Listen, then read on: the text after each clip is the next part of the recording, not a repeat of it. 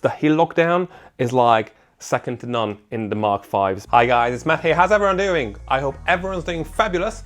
I'm back with another review, and today I'm gonna review the Hoka Mach 5, which is the successor of the super popular Mach 4, which was released, I believe, last year. It was hugely successful. Everyone loved it. It was a versatile, speedy tempo shoe with a lot of foam, the usual Hoka tightness.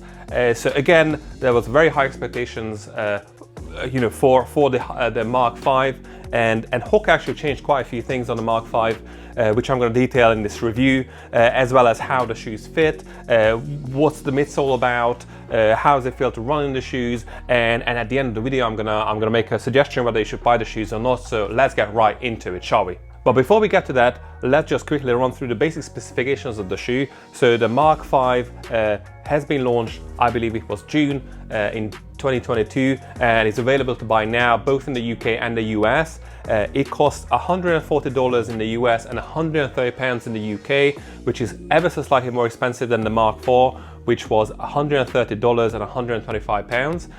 So again, a slight price increase as you would expect. It's a new iteration, so it's gonna be a bit more expensive. In terms of weight, this is a size 10 UK, which is a 10.5 US size, and it's a 241 grams or 8.6 ounces. Pretty lightweight shoe. It's lighter than the Saucony Endorphin Speed 3, which I reviewed very recently, and a slightly heavier than the Vaporfly 2s. It's definitely heavier than like the racing shoes like the Asics Metaspeed Edge Plus. It's lighter than the Nike Alphafly 2s though, although the Nike Alphafly 2 has loads of foam, and again this is not quite as foamy as the Alphafly 2s. Anyhow, so it's kind of like a lightweight but not super lightweight shoe. Again, very much on the lightweight end of the scale. The shoes have a 5mm drop, so they have 29mm of foam under the heel and a 24mm of foam under the forefoot. Again, it's like I would say it's like a medium stack shoe, definitely not as high stack as racing shoes. There's more control, there's more ground feel, better ground feel in these shoes, so lovely shoes altogether. What's changed in a Mach 5 compared to the Hoka Mach 4? There's been quite a lot of changes. Probably the most significant change is the inclusion of the PROFLY Plus midsole foam, which has been the original Mach 4, the Mach 4 used the PROFLY midsole, and there was a shoe called Hoka Supersonic, Mach Supersonic, and that used the PROFLY Plus midsole. So Hoka rolled the two shoes into one with the Mach 5, which uses the PROFLY Plus foam, which is a bit softer, it's super responsive, and it's lovely altogether. It kind of looks like a dual density midsole, but it's actually like an EVA sort of outsole sort of thing at the bottom of the shoes, which covers a quite big area. So this is not a rubber, but like an EVA foam at the bottom, which I'm going to talk about a bit more later. There's also a creel jacquard mesh upper, lightweight, against the usual Hoka tightness with the upper. It's very lightweight. It's very breathable, superb, upper really. The construction of the heel has also been redesigned. You obviously got like a chunky heel tab here.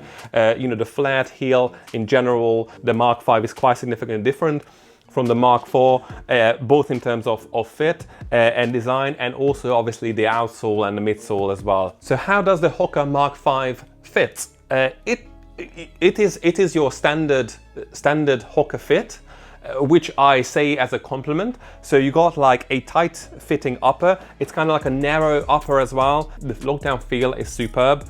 But again, it's ever so slightly tight. If you haven't got wide feet, it probably is perfect fit for you. So runners with narrow feet, probably gonna enjoy these shoes even better.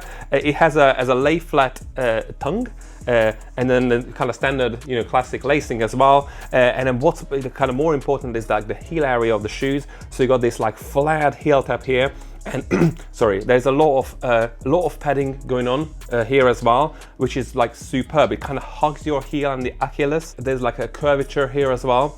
So the heel lockdown is like second to none in the Mach 5s, because it's also kind of like a bit narrow, but not in a way that puts pressure on the heels, but in a way that it provides a superb lockdown. So the heel area altogether from a fit point of view is like 100%. This is like, again, second to none. It's superb.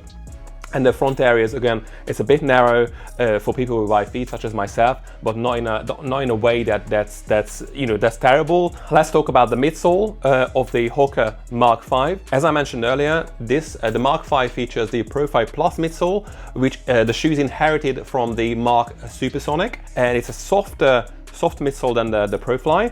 And then again, you got like a nice amount of it as well.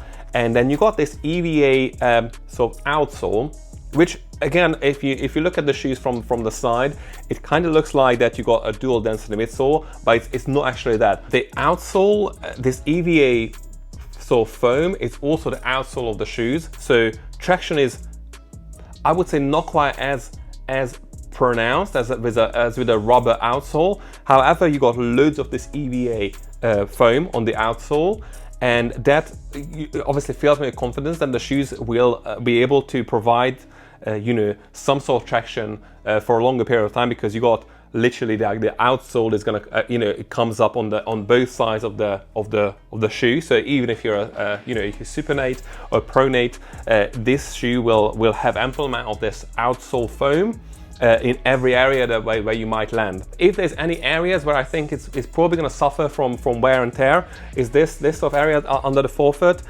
So you can see the PROFLY Plus midsole in between the sections of the EVA foam, and then you got these little kind of bridges here, and I think those are going to wear away eventually. The Mach 4 was very famous for being durable, so I assume that the Mach 5 that uses a similar EVA outsole is going to be also very durable as well. Again, I didn't put like 500 miles in the shoe, so I can't tell.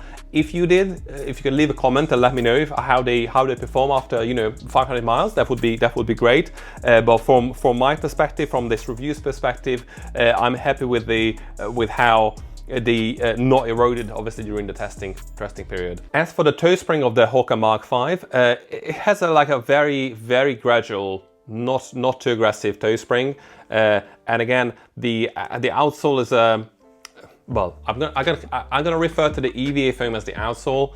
So the outsole provides some sort of resistance, but it's still very flexible. And so it does help you with like the rolling sensation. There is there's no play in the Mach 5, so don't expect any sort of like kick and propulsion coming from the plate. This is a more like a natural feeling everyday tempo trainer. And again, the toe spring is pretty gradual, so there's no full-on rocker effect in these shoes. And as for the flexibility, because obviously there's no plate, the shoes are pretty flexible, especially under the forefoot. So if you like the kind of flexibility, then you're gonna appreciate the Mach 5. I guess it suits intermediate to pro runners a bit more, because you can play around with your gait, you can play around how you land. If you know what you're doing with your run, you're gonna appreciate the flexibility of these shoes, because then you can control you can control the shoes how you want to control them, as opposed to them controlling your gait, if that makes sense. How does it feel like to run in the Hoka Mach 5? I guess I like the tightness. I love the chunky sort of design. Hoka, even before like all the other brands kind of jumped on we have to like provide like chunky everyday trainers, Hoka was already doing those. And I just love this design, and I love the tightness of the upper, and then the peppiness of the shoes.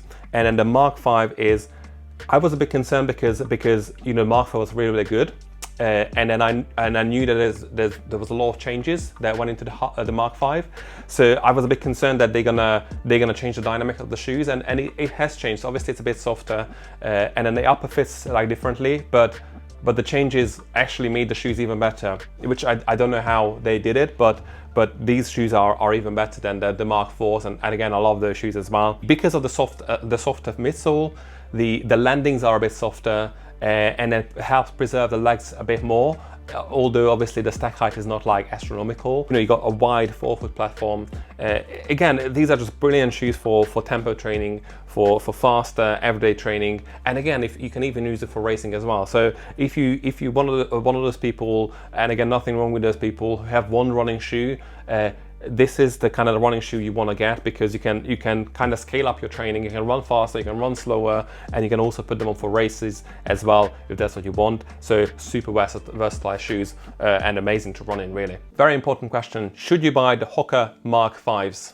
I would say yes. Even if you have the Mach 4, you can upgrade to the Mach 5 and have a very different experience, and Hoka experience, whilst also having a similar Hoka experience. I'm not sure if it makes sense, but what I'm trying to say, it is worth the update. If you haven't tried Hoka Mach shoes before, the Mach 5 is an excellent jumping on point, because it's only ever so slightly more expensive than the Mach 4, but again, the foam is different and the upper is different. So this is like, you can experience like the best version of the Mach series with the Mach 5. So I think even if you haven't tried these shoes before, the Mach 5 is a good jumping on point.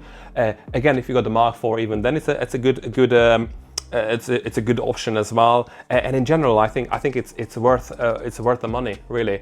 Again, my only concern is the durability and the traction of the EVA foam on the outsole area. But again, based on my experience with the Mach 4, I would think that it's gonna last, just for long enough for people to be able to put a few hundred miles in them without any trouble. So yeah, highly recommended. So that was it for today, guys. I hope you enjoyed this review. If you did, please leave a like and consider subscribing to my channel, because there's more running shoes and running headphones and running watches and whatnot reviews coming.